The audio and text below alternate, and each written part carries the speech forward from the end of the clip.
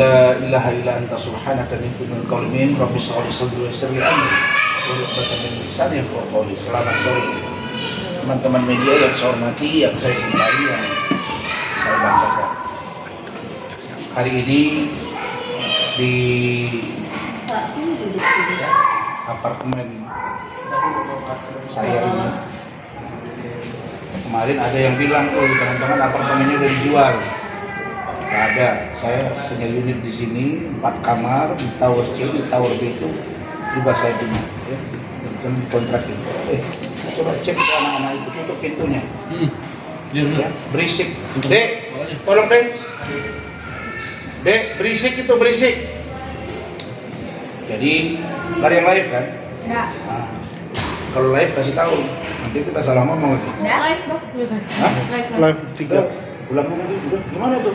Aman-aman bang. Nggak apa-apa, ulangin. Ulangin aja dulu, ulangin dulu dah.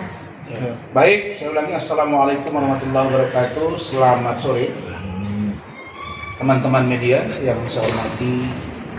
Hari ini ada banyak media yang meminta wawancara di seputaran beberapa terkait dengan Loli, laporan saya terhadap Nikita Mirzani yang melakukan penganiayaan, kemudian terkait dengan yang katanya turun gunungnya Hotman Paris di kasus ini, itu yang saya tunggu. Kemudian keterlibatan adik saya Fitri Salhutero dan Isa Zega yang katanya juga bekerja sama dengan saya, dan hal lain yang saya pikir bisa kalian tanyakan. Nah, saya di kesempatan ini menyampaikan terima kasih yang setinggi-tingginya kepada netizen yang sudah hampir 100%, hampir ya, 100% memberi dukungan kepada saya dan tim dalam menangani perkara termasuk itu.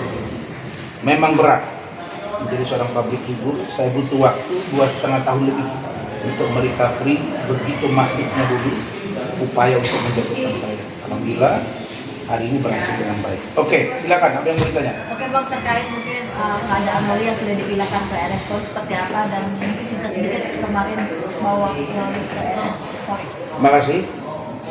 Alhamdulillah tadi malam saya, kemudian Bu Ade, istri saya, kemudian dari Kementerian PPA Republik Indonesia, kemudian dari KPAI, kemudian dari unit PPA Polres Jaksel, dalam hal ini Ibu Kadit langsung, adik saya Citra, kemudian Kasubdit, penyidik, kita sudah mengantarkan Loli ke ruangan khusus yang sangat representatif. Kenapa saya katakan sangat representatif? Karena tempatnya benar-benar nyaman menurut saya ya, dan dia seluruh keperluannya di-cover oleh negara, dalam hal ini Kementerian PPA. Jadi tempatnya tersebut pun namanya ruangan VIP. Jadi saya nggak mau sebut nama ruangan VIP. Di situ dia ada CCTV, dipantau pergerakan dia dalam kamar. Ada beberapa ruangan di-cover, dipantau ya. Kemudian di situ difasilitasi dengan tempat tidur yang nyaman.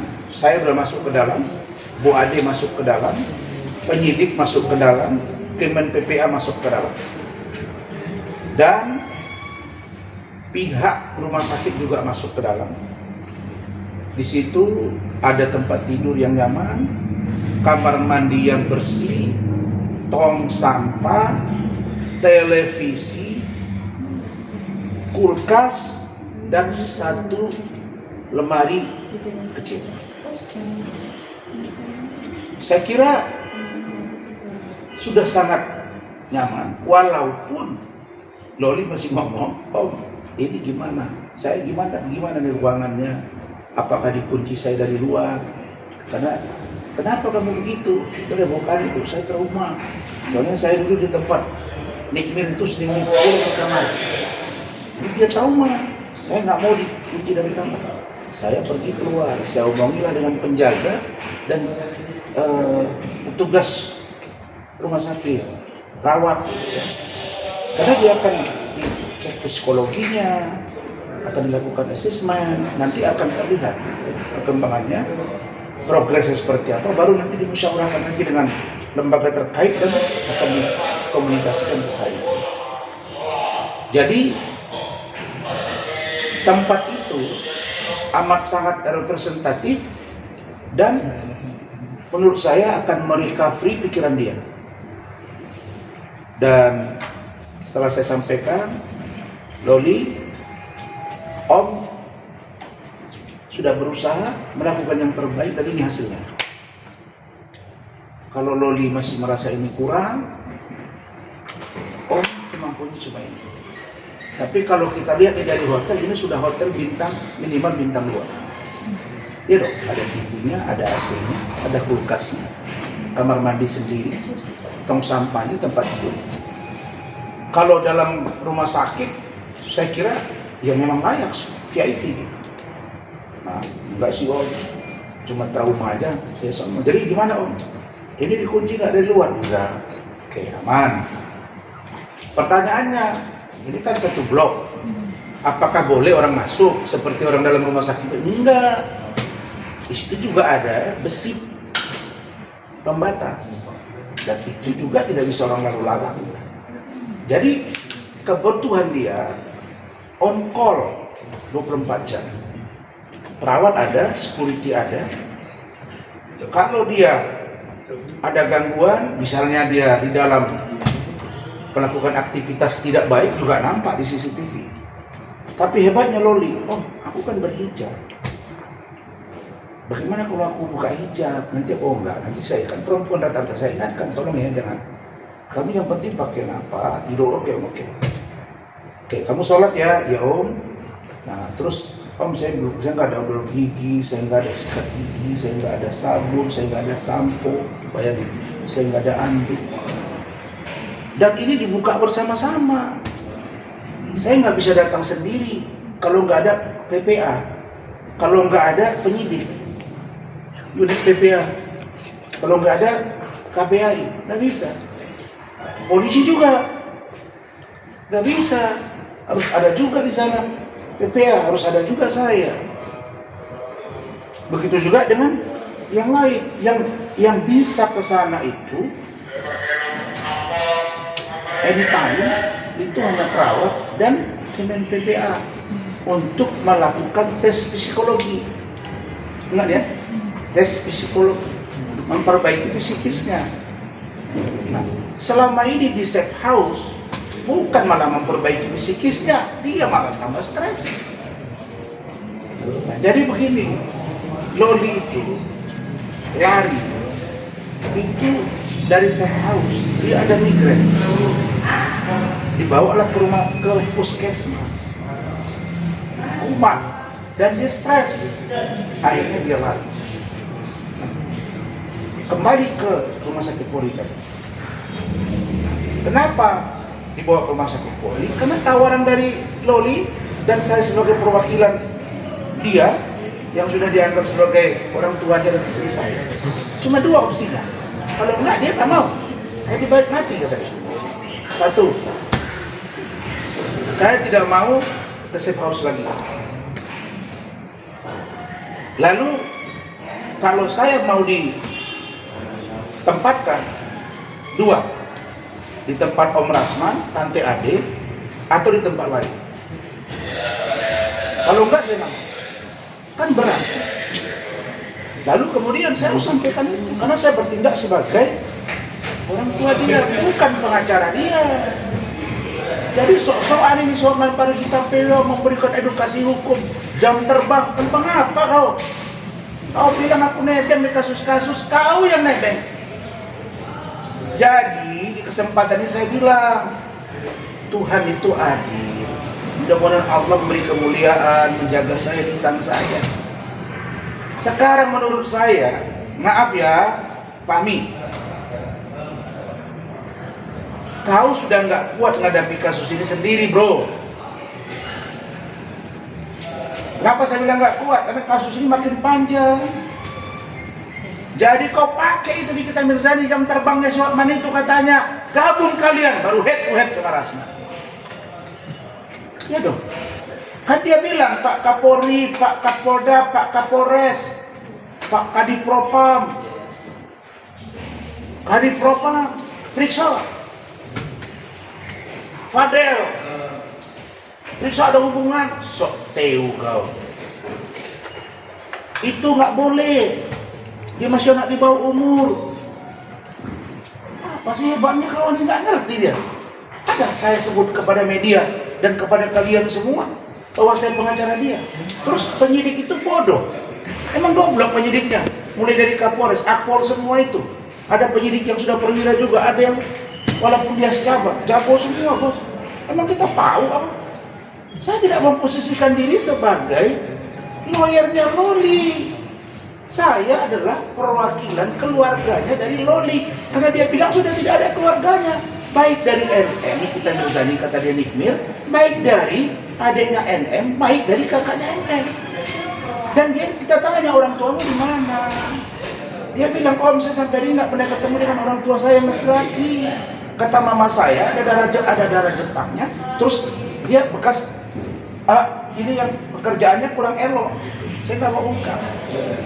Nah jadi supaya seru, supaya Fadel menurutnya si Hotman ini harus masuk, ya kau masuk ke dalam.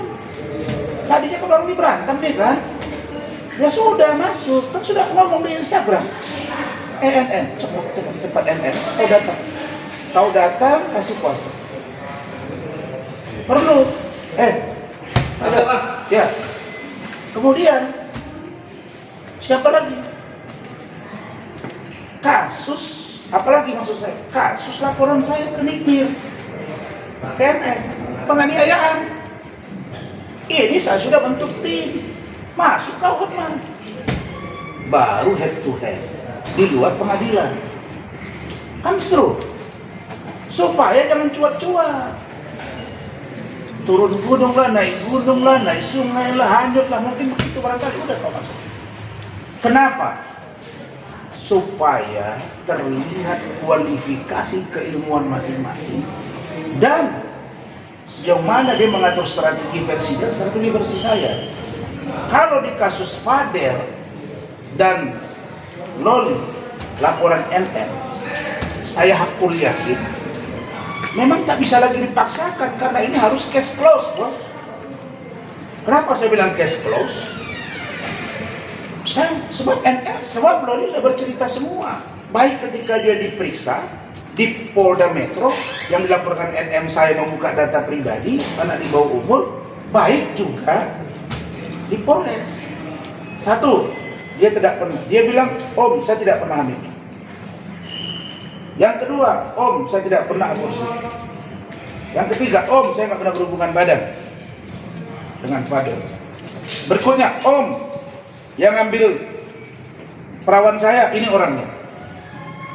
Ya Om, selama saya di UK begini. Dari keterangan dia dan yang disampaikan Fadel, sinkron. Yang disampaikan Mama Eda atau Eda dan Ibu Juliana, sinkron.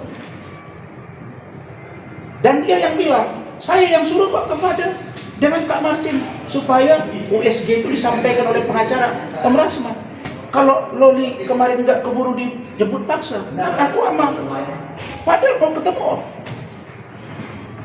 Makanya saya datang mau ketemu Om. Saya tanya, kenapa kamu cari Om? Saya yakin Om bisa selesaikan. Nah, pertemuan kami yang singkat itu memang sangat membuat saya lihat nyaman. Dan istri saya memang dia paham psikis anak ini. Ditambah anak saya juga Alif, pegang-pegang rangkul-rangkulan. anak ini sudah terbiasa menyesuaikan diri dengan situasi. Makanya dari kasus ini untuk Fajar, saya harapkan dan saya desak agar segera dihentikan. Nah, justru yang harus naik adalah laporan saya terkait dugaan fitnah dan pencemaran nama baik melalui undang-undang IT dan laporan saya terhadap penganiayaan, dugaan penganiayaan. Jadi kasus ini tentang Loli di safe house sangat aman dan disepakati dengan 4 lembaga yang menangani Loli bahwa NN tidak diperkenankan bertemu dengan Loli sampai Loli dewasa 4 bulan lagi. Dan kalau Loli ngomong ke saya, sampai kapanpun gue nggak mau manggil dia mama, tapi terserah Loli. Minimal 4 bulan ini gue jagain dia. Ada wartawan yang nanya, Bang, abang sudah siap nerima Loli? Siap, istri saya siap. Loli tinggal pilih, mau di rumah saya di Medan juga ada, anak saya juga ada, dokter juga di sana ngurusin, di sini juga Bu Ade Medan. Kita semua siap. Saya akan anggap dia sebagai anak saya yang ke-9. Walaupun Loli sudah dewasa, saya sudah berikrar dan keluarga dan dia anak saya yang ke-9. Dia 18 tahun, dia akan seperti apa? Kalau Loli nanti selesai, ingin menyelesaikan SMA-nya, paket C misalnya, kita sesuaikan dari pendidikan di UK, saya yang urus pendidikan dia. Karena saya kira dia menyelesaikan paling nggak SMA, baru dia menempuh kehidupan rumah tangga dia. Segitunya kita, bukan saya mau cari nama, enggak. Memang kami berpikir begitu. Jadi tidak ada yang namanya sekarang, oh ini saya ibunya, saya jaga, nggak gitu lagi. Dan kenapa negara membawa dia ke rumah sakit Polri? Karena lembaga ini sudah paham keterangan Loli dan yang saya sampaikan itu logik, sehingga Loli diselamatkan. Begitu. Itu tentang